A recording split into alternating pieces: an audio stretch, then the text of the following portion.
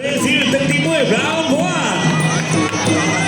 គូអាមេរិនដែលបងប្អូនទាំងរងចាំចូលមកដល់បងប្អូនទឹកទី1បងប្អូនខ្ញុំចូលមកដល់ប៉ុន្តែដៃគូគាត់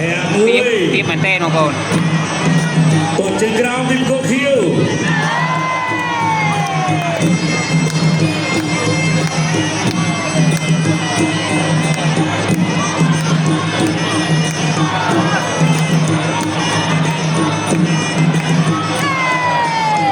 មួយស្ទាត់ចូលទាត់ជើងក្រោមសងវិញ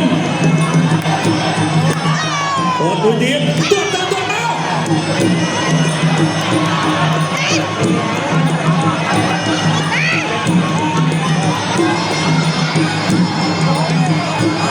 ចូលមួយជើង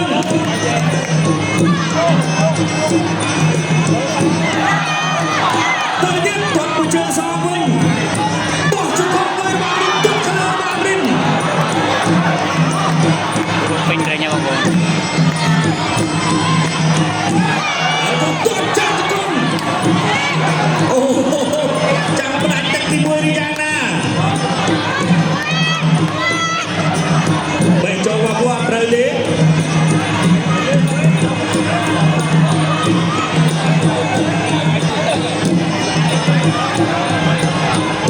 ដល់ចូលទៀតឆក់បាក់ដៃពីកូខៀវទាត់ចិនអូលន់ដៃមកហើយអត់អីទេទាត់ជើងពីអាមេរិនមួយពីអាមេរិនទាត់សងវិញបាទអេរ៉ូបាស្ទៀននឹងលោកជំទាវការជួបមានកិច្ចការរបស់ក្រុមថោកគ្រប់បាទអាមេរិនផ្ដួល2លានរៀលអូជើងអត់ដល់ទេ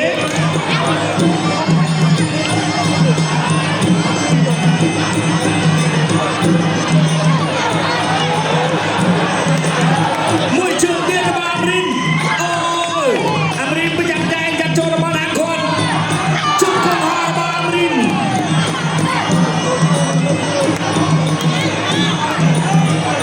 បាទទស្សនិកជនយើងថាតែបែកមួយអបងបាទ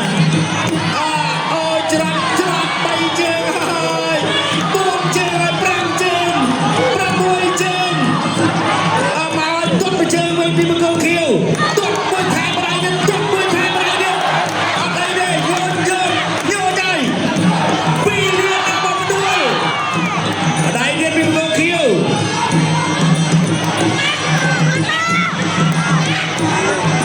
បោះជង្គង់